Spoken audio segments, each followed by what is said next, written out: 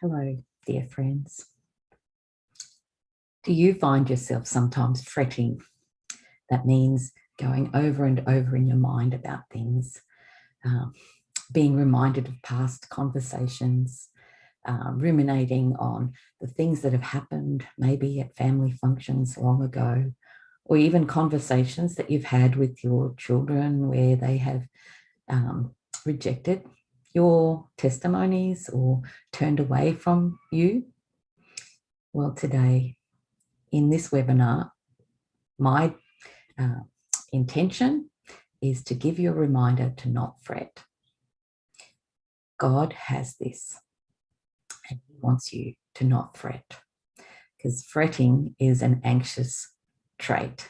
I know that when I'm fretting, it's like there's an inner restlessness within me, and that my brain wants to do a work in trying to figure things out. It's like it's going around and round in circles in a problem-solving manner, but without coming to a conclusion.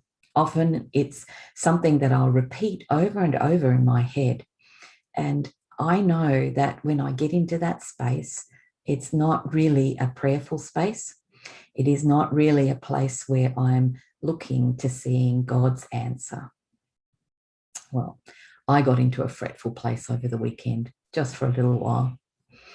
And, it wasn't pleasant, but it was a reminder that that inner churning wasn't from God. And I remember early on Saturday morning, getting up and turning to the Holy Spirit and asking for help.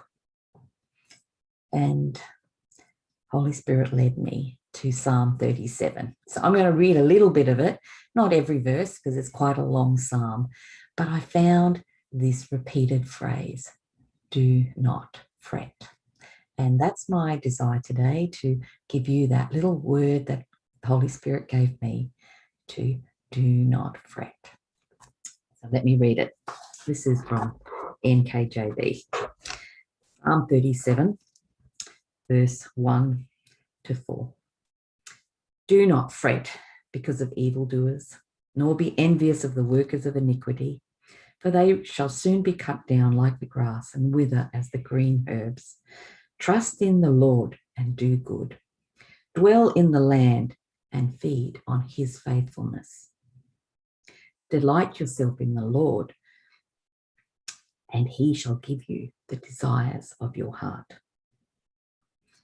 I don't know about you, but there is a place of turning away from our fretting into delighting, turning away from those places where we see the problems, the tasks, the horrors of the news cycles, and we turn again to God, and we turn again to delighting in His presence, delighting in His goodness, delighting in His faithfulness.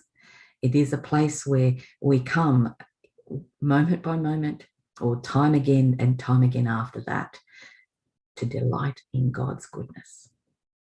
Fretting, I think, comes from the enemy. Well, it comes from our fleshly way of wanting to try and fix things by ourselves.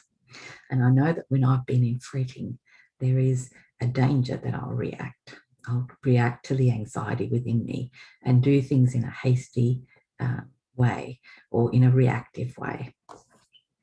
Let me read some more verses. Again, from Psalm 37, verse 5. Commit your way to the Lord. Trust also in Him, and He shall bring it to pass. He shall bring forth your righteousness as the light and your justice as the noonday. Rest in the Lord. Wait patiently for Him. Do not fret because of him who prospers in his way, because of the man who brings wicked schemes to pass. Cease from anger and forsake wrath. Do not fret. It only causes harm.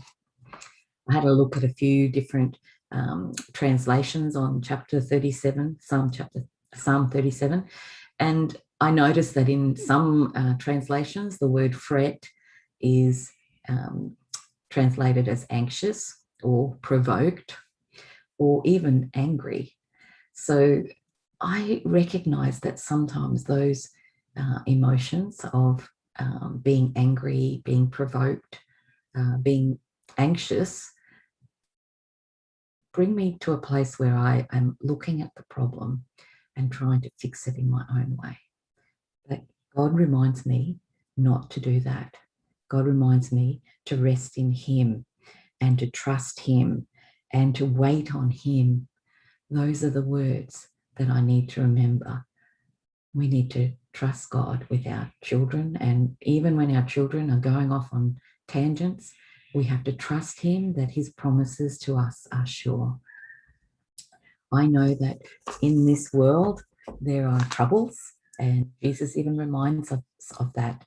When He spoke to His disciples before the crucifixion, He said that, yes, in this world you'll have troubles, but He also gives us His Holy Spirit. So we are not left alone. And He has also given us His peace. He Himself is a peace. He Himself is the Shalom peace that resides in our hearts. And in all of those situations of life, when we start to fret, we need to remember that Jesus gives us peace. And I started to imagine this whole scenario yesterday, and I said, God, all this stuff that's happening around me, there's a lot currently, and I asked God to give me a little picture, and I closed my eyes, and I saw the eye of the storm. And sometimes when we have cyclones in Australia, I know they're called hurricanes or typhoids in other places, but when we see that in the weather maps and whatnot, there's a central part of the cyclone that is still, even while there is a whole lot of turmoil happening around it. And when I closed my eyes, that's what Holy Spirit gave me. It gave me a picture of being in the center of the storm, and it's still, and He's there with me. And even though things around me seem to be moving and being in havoc and chaos, He Himself is still, and He has stilled me. And I felt that stillness coming over me again. So I want this to be a reminder to you that we can be still with God, present with Him, even when things are swirling around us and it seems like there is chaos around us. God Himself is our Shalom peace, and that we are settled with Him. That's where we need to rest our soul, in that place of peace.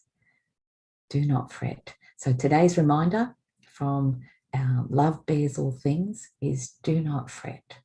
Do not let your fretting, your anxiousness, your being provoked or frustrated or angry, take your eyes or focus off Jesus.